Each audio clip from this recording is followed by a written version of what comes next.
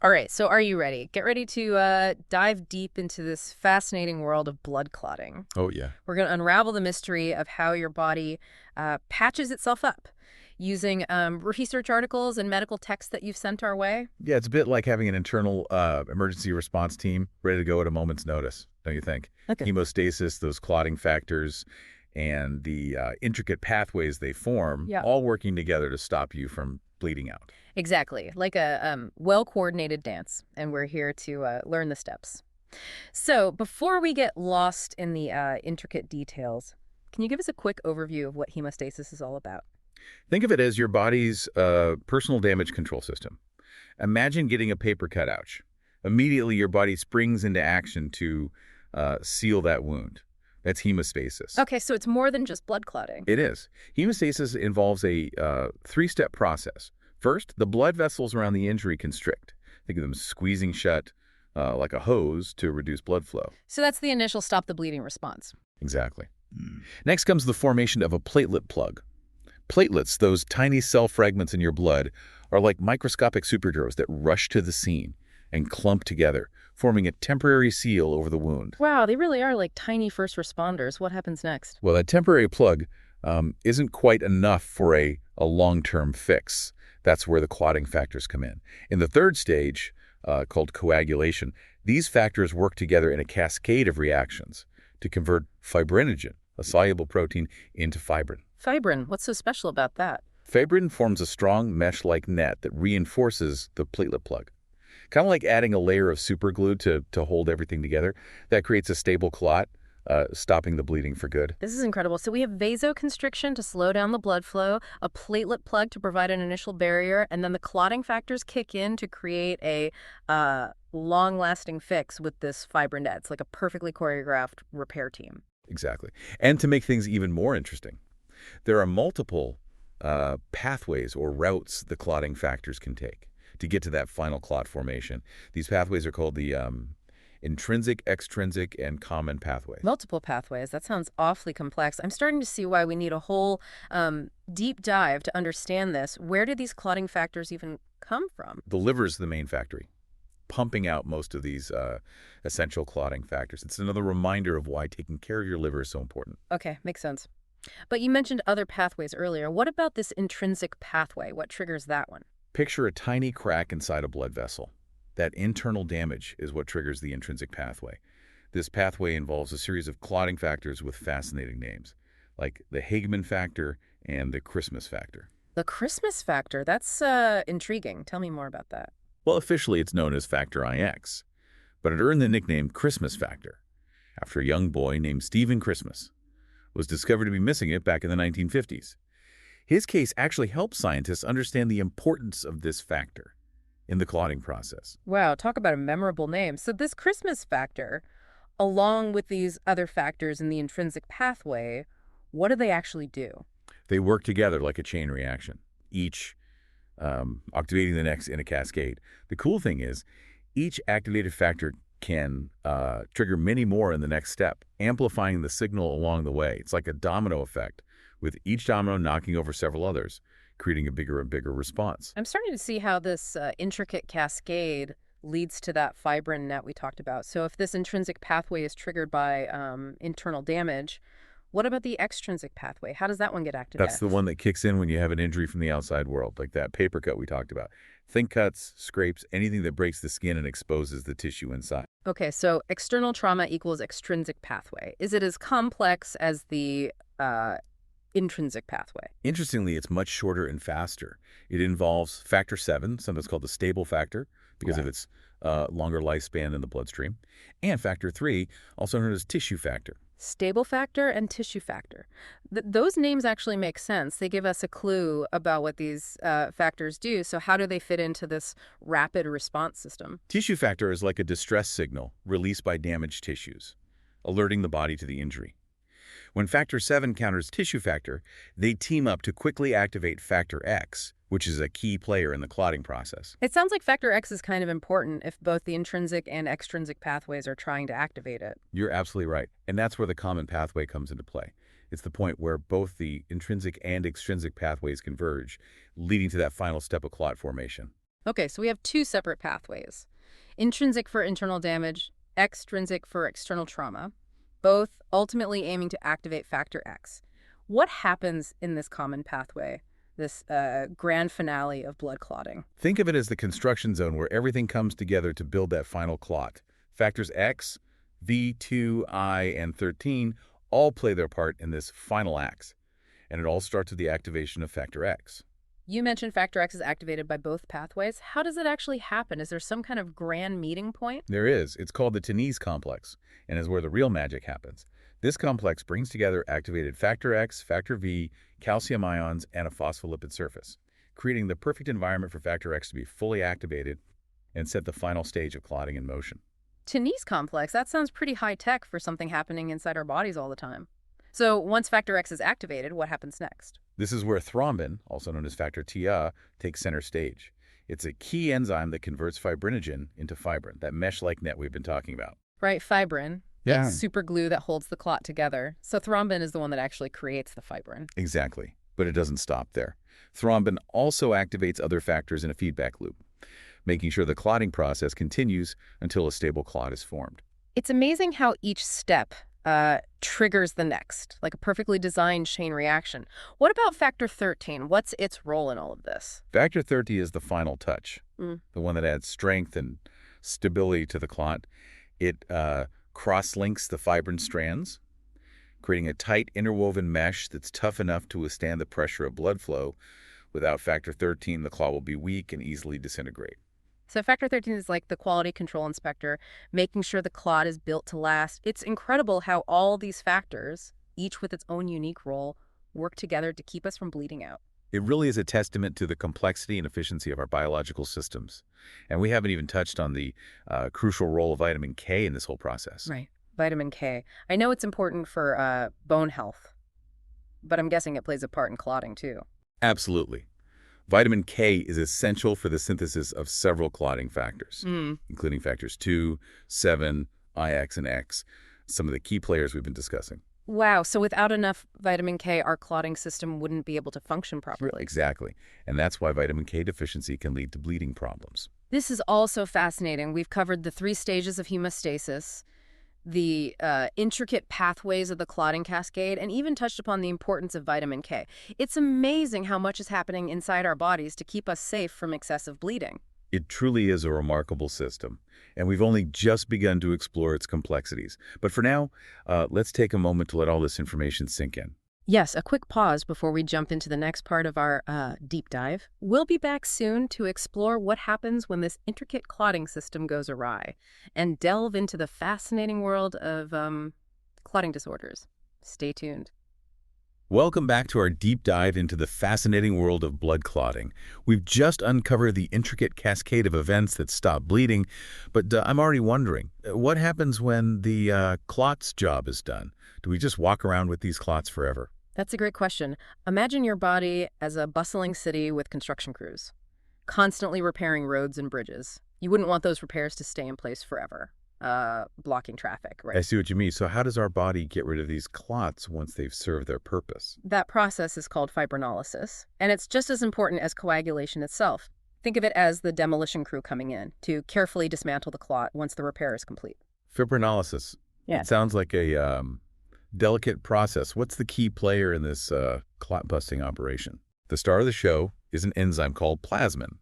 It acts like molecular scissors, specifically designed to break down fibrin, that mesh-like structure that forms the clot. So plasmin is like the cleanup crew, making sure the blood vessels stay clear once the damage is repaired. Precisely. But just like with any powerful tool, we need to make sure plasmin is under tight control, otherwise we'd be at risk of excessive bleeding if clots were constantly being broken down. Makes sense. So how does the body regulate this plasmin activity? Plasmin isn't just floating around ready to chop up clots. It starts as an inactive precursor called plasminogen, and its activation is tightly regulated by a delicate balance of activators and inhibitors. So it's kind of like having a safety switch on those molecular scissors, making sure they're only activated when and where they're needed. A great analogy.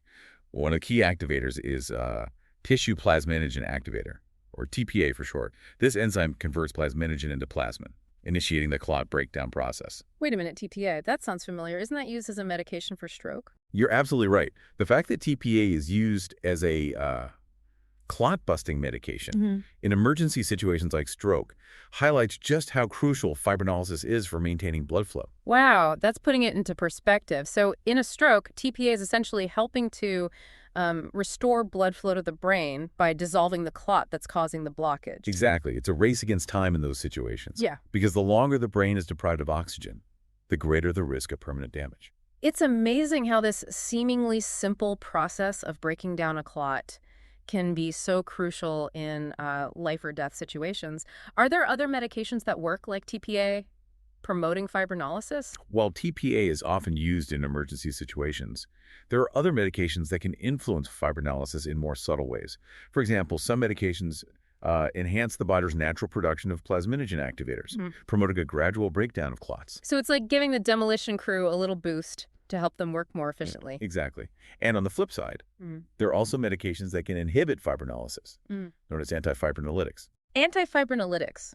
Why would we want to prevent clots from breaking down? Think of situations where excessive bleeding is a major concern, such as during surgery or in cases of trauma. Antifibrinolytics help to stabilize clots and prevent them from dissolving prematurely. So it's like having a set of emergency brakes for the demolition crew, just in case things start getting out of control. Precisely. Antifibrinolytics are an important tool for clinicians, managing bleeding disorders and preventing life-threatening hemorrhage. This is incredible. It seems like we're constantly walking this tightrope between too much clotting and too much bleeding. That's a great way to put it. The hemostatic system is all about maintaining a delicate equilibrium, ensuring that we can stop bleeding when we need to, but also break down clots when they're no longer necessary. And all this is happening without us even realizing it. It's like a silent symphony playing out inside our bodies, keeping everything in balance. Exactly. And this balance can be affected by a myriad of factors, Mm. including our genes, lifestyle, and even the medications we take. Speaking of genes, you mentioned earlier that our genes can influence our clotting tendencies. What can you tell us about that? Well, we've already touched on hemophilia A and B, which are classic examples of inherited bleeding disorders caused by mutations in the genes that code for factors 8 to 9X. But beyond these well-known disorders, there are many other genetic variations that can subtly influence our clotting and bleeding tendencies. So even if we don't have a full-blown clotting disorder, our genes can still play a role. Absolutely. Some people are genetically predisposed to slightly higher or lower levels of certain clotting factors, or they might have variations in the genes that regulate fibrinolysis.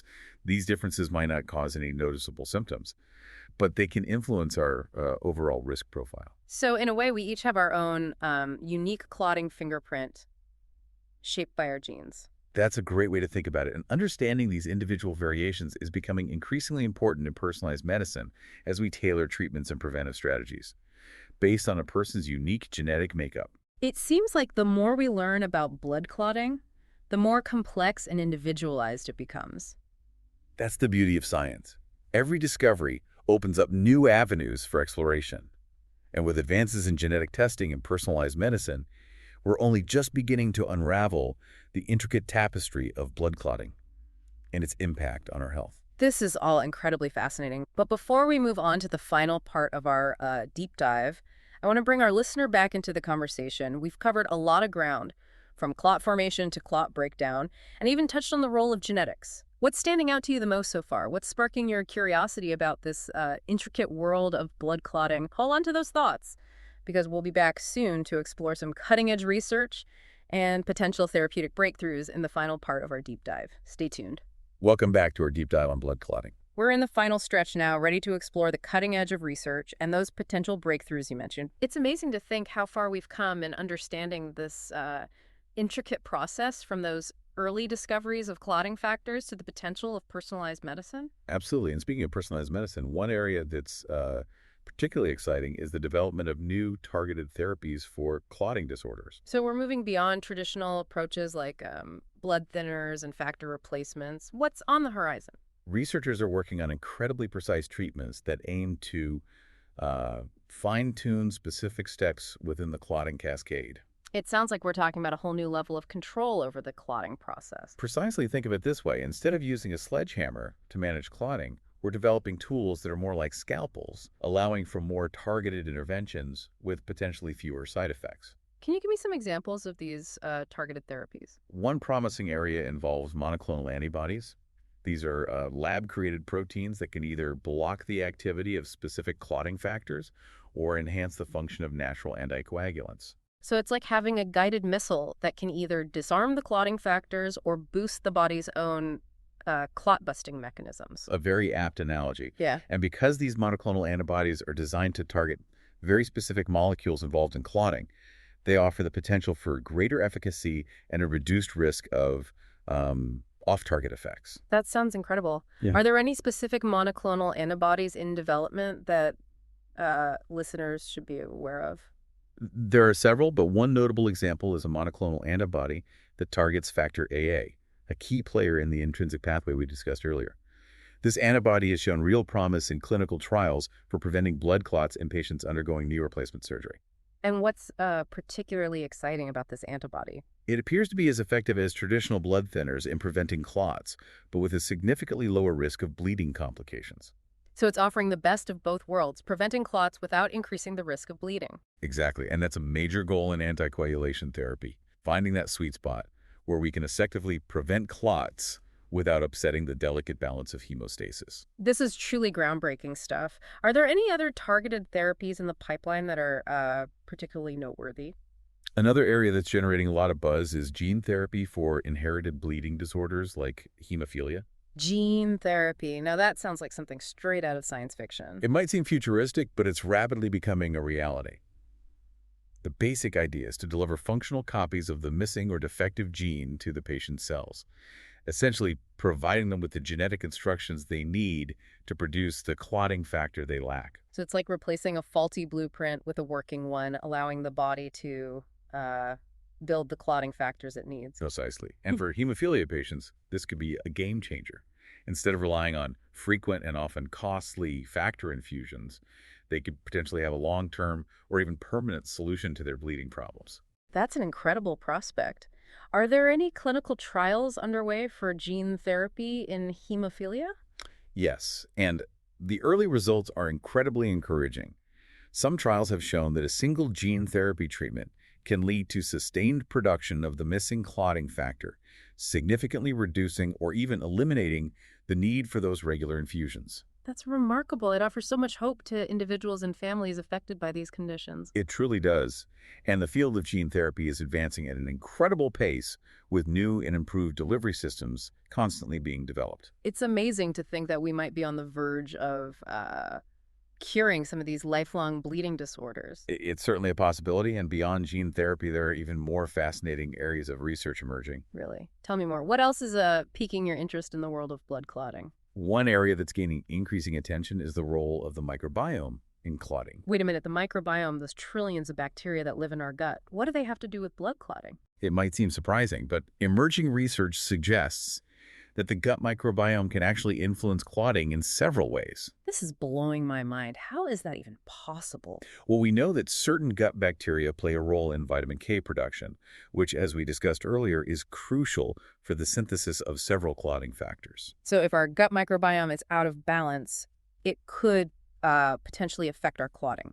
That's what researchers are exploring. Yep. They're investigating whether manipulating the gut microbiome through approaches like dietary interventions or even fecal microbiota transplantation could offer new ways to modulate clotting and potentially treat clotting disorders. It's amazing how interconnected everything in our bodies is. It seems like every new discovery opens up a whole new world of possibilities. It certainly does, and that's what makes this field so exciting. Scientists are moving beyond a narrow focus on individual clotting factors and pathways towards a more holistic understanding of how clotting is influenced by genetics, lifestyle, the microbiome, and even the immune system. It's a whole new frontier of research with the potential to revolutionize how we approach clotting and bleeding disorders. Exactly. And I believe we're only just scratching the surface of what's possible. Well, we've reached the end of our deep dive into the world of blood clotting. I don't know about you, listener, but I'm feeling a sense of awe at the sheer complexity and elegance of this vital process, from the intricate cascade of clotting factors to the potential of personalized medicine and the fascinating connection to our gut microbiome. It's been an incredible journey. It's been a pleasure to share these insights with you. And as always, we've only just scratched the surface. There's a whole universe of knowledge out there waiting to be explored. So keep that curiosity alive and never stop diving deep into the fascinating world around us. Until next time, keep those brain cells firing. And thanks for joining us on the deep dive.